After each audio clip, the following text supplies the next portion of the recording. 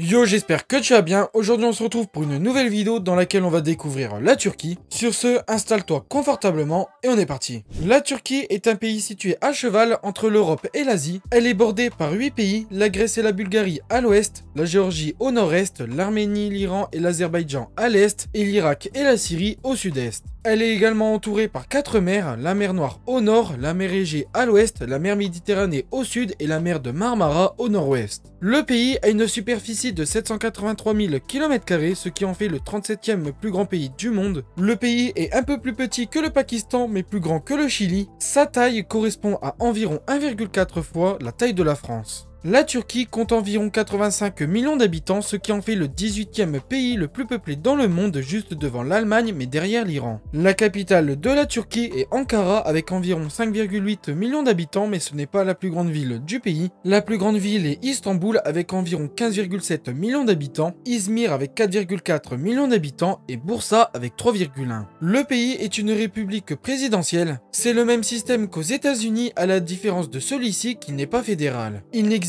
qu'un seul parlement en Turquie qu'on appelle la Grande Assemblée Nationale. Le président actuel est Recep Tayyip Erdogan depuis le 28 août 2014 et il a été réélu en 2023. Le vice-président est Sevet Yilmaz depuis le 3 juin 2023. La Turquie est membre de nombreuses organisations internationales comme l'ONU, l'OTAN, le G20 et le Conseil de l'Europe. Le PIB du pays est d'environ 1100 milliards de dollars, ce qui en fait la 17e économie mondiale devant les Pays-Bas mais derrière l'Indonésie. Le PIB par habitant est lui d'environ 12 000 dollars, ce qui la place au 77e rang mondial entre la Chine et la Serbie. La monnaie utilisée est la lire turque et enfin la langue officielle est le turc. Avant de continuer, n'hésite pas à t'abonner et à liker, ça me fait super plaisir et ça me soutient. J'ai également des réseaux sociaux Instagram et Discord, donc si cela t'intéresse, je te mettrai leur lien en description. Enfin, j'ai fait énormément de vidéos sur d'autres pays du monde, donc si celle-ci t'intéresse, je te mets le lien de la playlist en description. L'histoire de la Turquie s'étend depuis des millénaires. La péninsule anatolienne est l'une des régions qui a été continuellement habitée durant l'histoire de l'humanité. Le premier empire connu est l'empire hittite qui s'installe en Anatolie au XVIIIe siècle avant Jésus-Christ. Par la suite, les Phrygiens, les Lydiens ont dominé la région jusqu'à l'arrivée d'Alexandre le Grand au IVe siècle avant Jésus-Christ. Après sa mort, des royaumes grecs prennent place comme ceux de Bithynie ou de Pergame. La conquête romaine va remplacer ces petits royaumes par la suite.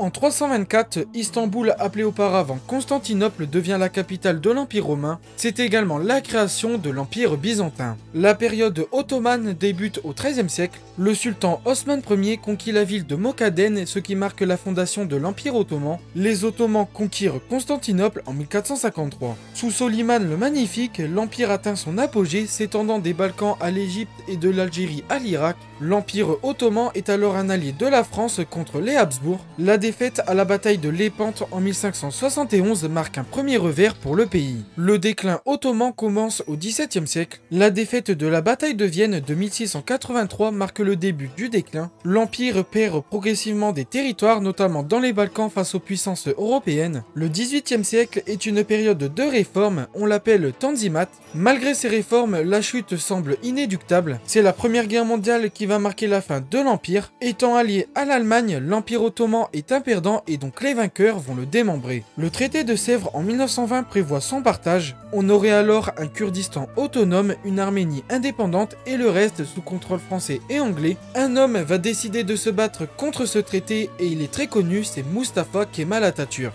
Atatürk est le chef de la guerre d'indépendance entre 1929 et 1923. Il remporte la victoire et donc il va fonder la Turquie en 1923. Sa politique radicale va profondément changer le pays. On a par exemple l'alphabet latin qui est adopté, le droit de vote pour les femmes et enfin la Turquie est un pays laïque. Le climat en Turquie est très varié en raison de sa grandeur et de son relief. La partie sud du pays a un climat tempéré avec des étés chauds et secs. La région côtière de la mer Noire possède un climat océanique avec des précipitations tout au long de l'année. L'Anatolie centrale a un climat continental avec des étés chauds et secs et des hivers froids et neigeux. Enfin, dans le sud-est, on retrouve un climat semi-aride chaud. Le relief turc est tout autant diversifié que son climat. La grande partie du pays se situe sur le plateau anatolien. Celui-ci est entouré de montagnes. Nous avons les monts Taurus situés au sud et la chaîne pontique au nord. Le mont Ararat est le point culminant de la Turquie à 5137 mètres et il se trouve à l'est du pays. Alors, pour résumer, l'est et le centre du pays sont très montagneux. La Turquie est située en grande partie dans une zone tectonique très active, notamment avec la faille nord-anatolienne qui provoque régulièrement des tremblements de terre. Et contrairement à une idée reçue, la Turquie n'est pas un pays sec et désertique, un quart de son territoire est recouvert de forêts, de pins et d'épicéas. La faune turque est d'une richesse exceptionnelle grâce à sa diversité d'habitats. On retrouve des espèces qui s'apparentent à celles des Balkans comme des ours, des chacals, des lynx, des sangliers et des loups. Les chevaux, les chèvres, les moutons et le kangal sont des animaux très fréquents. Aux frontières de la Syrie, de l'Irak et de l'Iran, il n'est pas rare d'observer des chameaux, des buffles ou des léopards. Enfin, la Turquie accueille de nombreuses espèces d'oiseaux se trouvant au carrefour des migrations. La Turquie regorge de sites touristiques exceptionnels. Tout d'abord, on a Istanbul avec sa mosquée Sainte-Sophie ou encore le Topkapi et le Grand Bazar. La région de Cappadoce offre un paysage exceptionnel avec ses cheminées de fées et ses églises rupestres. La ville de Pamukkale est un lieu incontournable avec ses terrasses de travertin blanc. Nous avons sinon Éphèse, la Riviera turque, le mont Nemrut et Göbekli Tepe qui est le plus ancien site religieux connu. Enfin, nous avons Erzurum et sa rivière, le paradis des oiseaux de Naliyan à Ankara, le parc national de Göreme, la cascade de Muradiye, le parc national de Kour, le théâtre d'Aspandos et le palais de Ishak Pacha. La gastronomie turque est l'une des plus riches au monde. Les kebabs dont le doner et l'iskander sont mondialement connus. Les mezzes sont des petits plats très variés composés de légumes.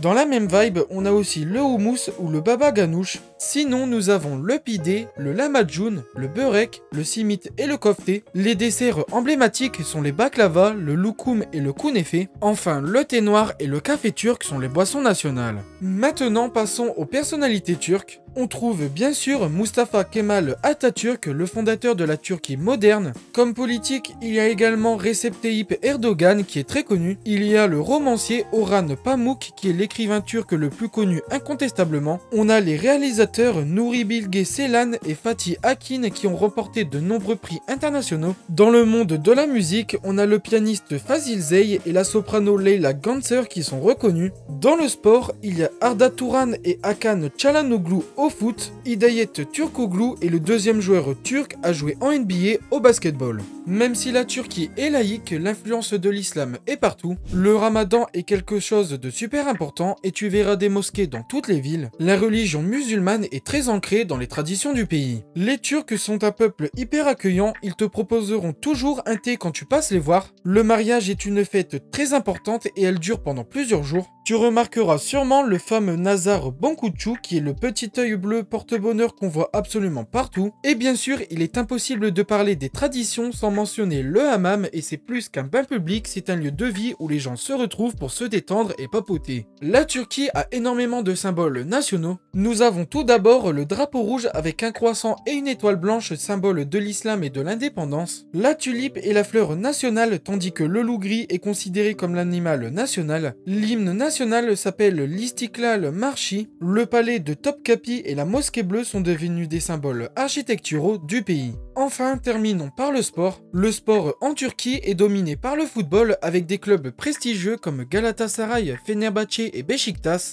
L'équipe nationale a participé à de nombreux Euros et Coupes du Monde. Elle a d'ailleurs fini 3e en 2002. Elle est classée 28e au classement FIFA devant le pays de Galles et derrière la Suède. La lutte traditionnelle à l'huile qu'on appelle le Yali Gureş est le sport national. On a aussi le basketball et le volleyball qui sont des sports de plus en plus populaires. Parmi les sportifs connus, nous avons Neslihan Demir et Nay Aydemir Akyol. En haltérophilie, il y a Naïm Suleymanoglu et en lutte Riza Keyaalp. L'athlétisme compte Sureya Eyan et Asli Çakir Atpekin. Enfin, en foot, nous avons Hakan Çalhanoğlu ou Arda Turan. Et bien voilà, j'espère que cette vidéo t'aura plu. Sur ce, tu peux aller voir cette vidéo dans laquelle je te présente les États-Unis. Tu peux t'abonner et liker, ça me fait super plaisir et ça me soutient. Sur ce, je te laisse.